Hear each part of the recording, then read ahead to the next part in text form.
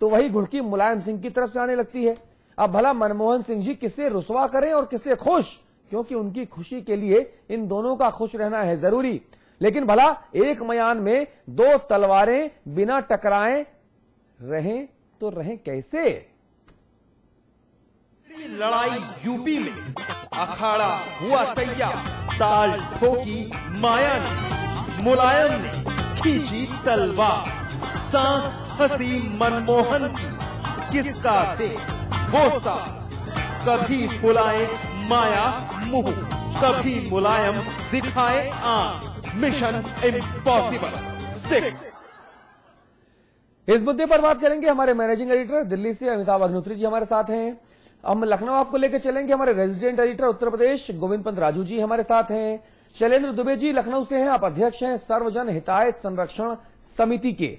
आप सभी का बहुत स्वागत है। हमारे पास रशीद मसूद साहब से भी बातचीत हुई थी, उनका भी वक्त हमने लिया था। आप वरिष्ठ कांग्रेसी नेता हैं, लेकिन ऐसी आशंका है हमको कि शायद आज हमसे उनकी लाइव बातचीत नहीं हो पाएगी, इसलिए मैं आशंका का इस्तेमाल कर रहा हूं शब्द का। जी, तो मसला यह है साहब कि इम्पॉसिबल नजर आ रहे इस मिशन में प्रधानमंत्री मनमोहन सिंह मझधार में फंस गए हैं और हाथों में पतवार लिए माया और मुलायम एक दूसरे पर हमला करने में जुटे हुए हैं। ऐसे में अगर एक भी माझी नाव से गिरा या निकला स्वेच्छा से, तो मनमोहन सिंह जी के लिए अपनी नाव या यूं कहें कि सरकार को बचा पाना बेहद मुश्किल हो जाएगा, और यही मनमोहन सिंह जी की सबसे बड़ी फजीहत का सबब है। इस इम्पॉसिबल कहानी के 3 किरदार हैं। मुलायम सिंह अध्यक्ष सपा, मायावती अध्यक्ष बीएसपी, मनमोहन सिंह प्रधानमंत्री। M3 की ये कहानी कश्मकश और दुश्वारियों से भरी पड़ी है। कहानी शुरू होती है उत्तर प्रदेश विधानसभा चुनाव से, जिसमें मुंह की खाने के बाद बीएसपी सुप्रीमो मायावती ने दिल्ली दरबार का रास्ता तय कर लिया। उधर भारी जीत के बाद सपा सुप्रीमो मुलायम सिंह यादव भी लखनऊ की सत्ता बेटे के हवाले कर 7 रेस कोर्स पर निशाना साधने के लिए दिल्ली की तरफ कूच कर गए, जहां तीसरे M यानी मनमोहन सिंह की सरकार है।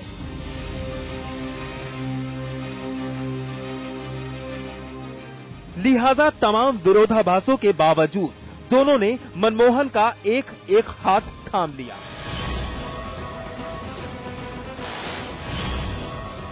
चौथे M यानी ममता बनर्जी से आजिज आ चुके मनमोहन को इन दोनों का साथ भा गया और सरकार चल निकली। लेकिन राह बड़ी द्रुह थी, कभी माया बाएं भागती तो कभी मुलायम दाएं, और ड्राइविंग सीट पर बैठे मनमोहन बेचारे स्टीयरिंग संभालने में ही परेशान।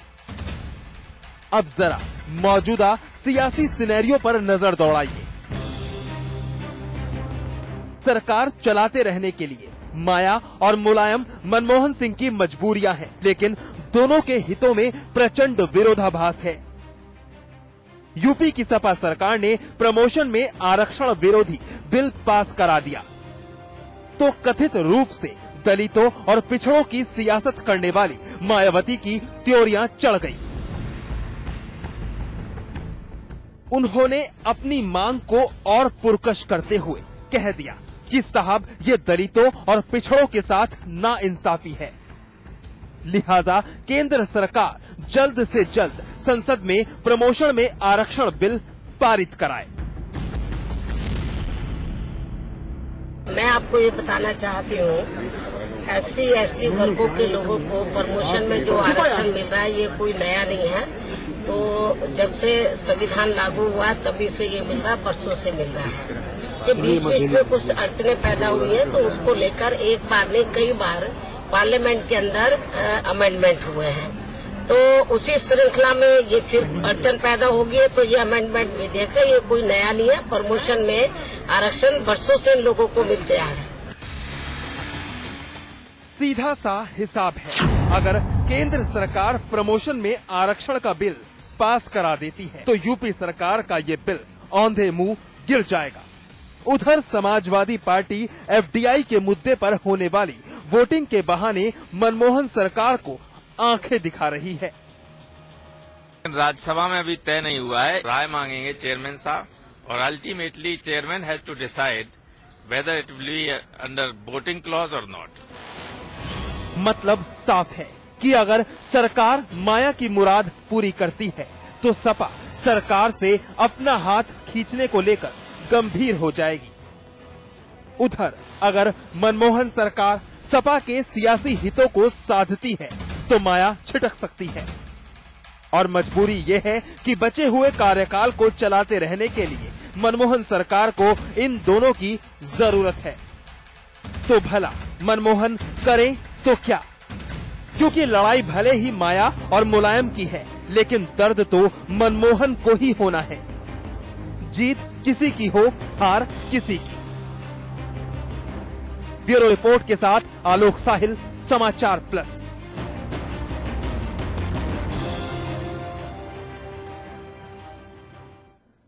चलिए चर्चा आगे बढ़ाते हैं, लेकिन उससे पहले लोकसभा का जो अंक गणित है जल्दी से वो आप सामने रख दें, क्योंकि जो चर्चा है ना वो लोकसभा के अंक गणित के इधर उधर ही घूमने वाली है। तो ये अंक गणित एक बार आपकी टीवी स्क्रीन पर जी। लोकसभा का अंक गणित, कुल सांसद 544 हैं। बहुमत का जो आंकड़ा, जादुई आंकड़ा जिसे कहते हैं, मैजिक फिगर, वो 272 का है। यूपीए के पास 257 है, जो यूपीए में है अंदर से। एनडीए प्लस एफडीआई विरोधी, ये आंकड़ा 244 का होता है। समाजवादी पार्टी के 22, ये वो हैं जो कश्मकश में है कि क्या करें भाई, कहां जाएं, और बीएसपी के 21। तो ये 22 और 21, ये 43 जो है, ये मामला गड़बड़ कर सकते हैं। ये 43 कहां जाएंगे ये समझना होगा। 257 में 272 का जो आंकड़ा है, इनके पास है 257।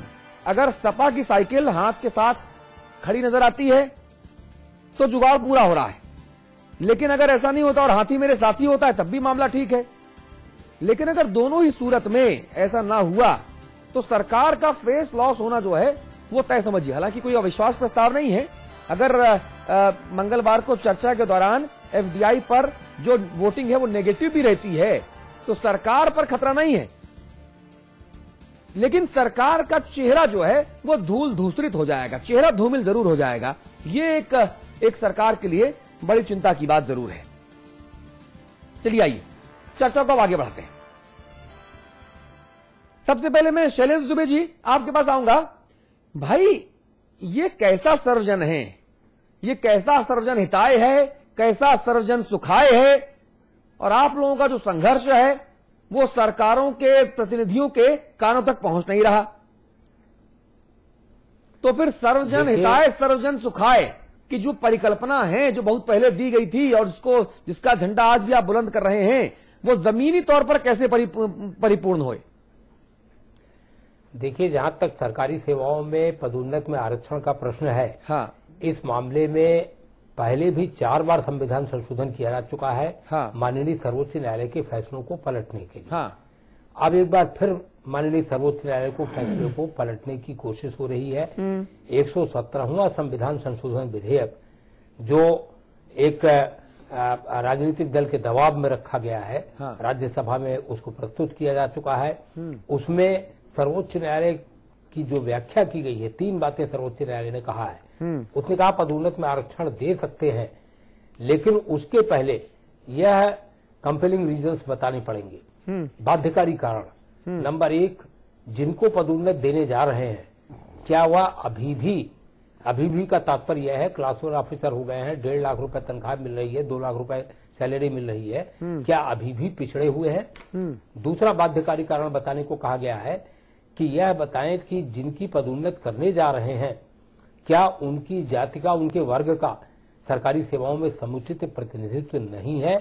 और तीसरी बात यह है कि अगर ऐसी दोनों बातें हैं तो ऐसा करने से, अर्थात एक बहुत कनिष्ठ व्यक्ति को अपने से बहुत वरिष्ठ व्यक्ति का बॉस बनाने से, सरकारी सेवाओं की प्रशासनिक दक्षता पर प्रतिकूल प्रभाव तो नहीं पड़ रहा है।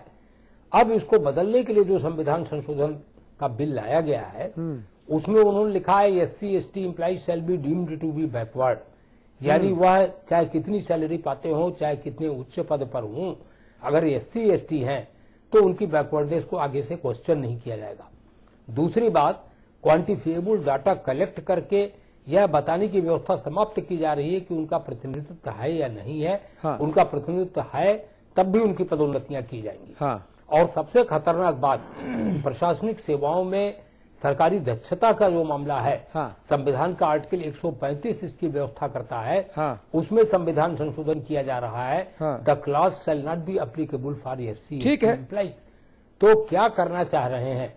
कर्मचारियों के बीच में माननीय सर्वोच्च न्यायालय ने एक फैसला देके ज्येष्ठता और श्रेष्ठता को सम्मानित किया था। हाँ। इसके पहले 5 साल उत्तर प्रदेश में कोई पदोन्नतियां नहीं हुई, क्योंकि मायावती जी की जिद थी कि पदोन्नतियां होंगी तो केवल अनुसूचित जाति के कार्मिकों की होगी और वही आगे बढ़ेंगे, बाकी लोगों की नहीं होगी। ठीक है, गोविंद पंत राजू जी से बात कर लेते हैं। अपनी बात कर रहा हूं, इसी कारण से हाँ। हमने अपने संगठन का नाम सर्वजन हिताय संरक्षण समिति रखा। हाँ। क्योंकि सर्वजन का नारा देके वो सत्ता में आई थी। हाँ। तो हमने उसको संकेत करने के लिए कि सर्वजन में सामान्य और अन्य पिछड़े वर्ग के 70% कार्मिक भी हैं या नहीं है। ठीक है, इस कारण से हम लोग ठीक है, ठीक है। गोविंद पंत राजू जी, एक सामाजिक न्याय का सिद्धांत भी है।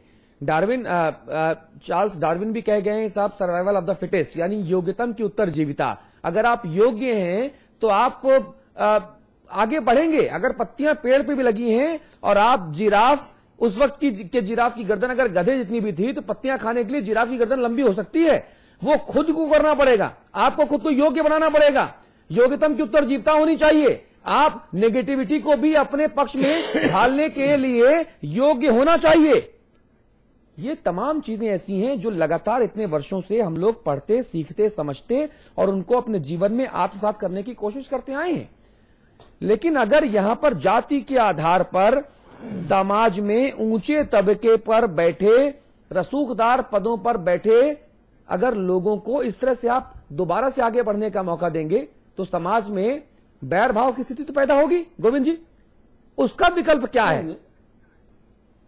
नहीं, कहीं न कहीं इससे प्रभाव तो पड़ेगा। और उत्तर प्रदेश में भी जब पिछली सरकार थी तो उस वक्त सरकारी कर्मचारियों के बीच में जो एक सामान्य सामंजस्य था, एक जो सामान्य व्यवहार था, उसमें भी कहीं दो अलग अलग, एक जो जिनको सुविधा प्राप्त हो रही थी और जो दूसरे जो सुविधा के लिए लड़ रहे थे, उन दोनों के बीच एक तरह की तलखी थी। और उससे कहीं न कहीं जो पूरी ट्यूनिंग है, पूरी कार्यक्षमता है, उस पर असर पड़ता है। ये बात बिल्कुल सही बात है। लेकिन जहां तक इस मुद्दे पर अगर जिस तरह से राजनीति इस मुद्दे को लेकर हो रही है, मुझे नहीं लगता कि अगर कार्य क्षमता के आधार पर अगर किसी का प्रमोशन होता है, किसी को ज्येष्ठता मिलती है, तो उसको उस पर किसी को आपत्ति हो सकती है। ठीक बात है। लेकिन जिस तरह से राजनीति ने उत्तर प्रदेश में 5 साल इसकी वजह से एक भी पदोन्नति नहीं हो सकी, क्योंकि जैसे ही मायावती की सरकार बनी उन्होंने इस बारे में कानून लागू किया, उसके बाद तत्काल अदालत में मामला चला गया और उसके बाद पूरे 5 साल ये मामला अदालत में रहा। और अभी जब सर्वोच्च न्यायालय के निर्णय के बाद नई सरकार आई तो 1 लाख से ज्यादा लोगों को पदोन्नति मिली। तो यानी कि नुकसान तो सभी का हो रहा था, जो चाहे आरक्षित वर्ग के थे या जो आरक्षित वर्ग के नहीं थे, सभी लोगों का नुकसान हो रहा था। तो इस तरह की चीजों से कहीं न कहीं एक जो सामाजिक संदर्भ में भी जो एक रास्ता है वो टूटती है, उसमें कहीं अलगाव पैदा होता है। और साथ ही साथ लोगों की जो व्यवहारिक तौर पर भी सीधे आर्थिक और दूसरे लाभों में भी लोगों को उससे उसका नकारात्मक। ठीक है, हमारे साथ रामाश्रय कुशवाहा जी हैं। आप समाजवादी पार्टी के राष्ट्रीय महासचिव और मुलायम सिंह जी की कोर टीम के एक महत्वपूर्ण सदस्य हैं। रामाश्रय कुशवाहा जी, बड़ा सवाल यहां पर यह है कि कांग्रेस पार्टी ने अपना स्टैंड साफ कर दिया है। उसने कहा है कि वो प्रमोशन में रिजर्वेशन के मामले पर समर्थन करती है। इस विचार का, बहुजन समाज पार्टी के इस पहल का वो स्वागत करती है और इस दिशा में आगे बढ़ेगी। ऐसे में अब क्या? जी देखिए अतुल जी, जो हमारा स्टैंड पहले था, आज भी हम उसी में कायम है। कारण है प्रमोशन में आरक्षण मेरे ख्याल में भारी नाइंसाफी है उन मेधावी लोगों के साथ में। देखिए, नौकरी में आरक्षण तो चलो ठीक है, वो किसी वर्ग का था, कमजोर था, पढ़ाई नहीं हो पाई या कोई बात रहा है, वो नौकरी में सर्विस में आरक्षण तो चलो ठीक था, राजनीति में आरक्षण ठीक था। लेकिन अब जब आपको नौकरी मिल गई, फॉर एग्जाम्पल 2 सिपाही एक साथ भर्ती हुए, और एक सिपाही वहीं दरोगा हो गया और एक सिपाही बना रहा। हाँ। तो जो कुशलता है, कुशल व्यक्ति, उनके अंदर कुंठा एक पैदा हो। इस पे हम चर्चा कर चुके हैं, इस विषय पर चर्चा। सुनिए कुशवाहा जी,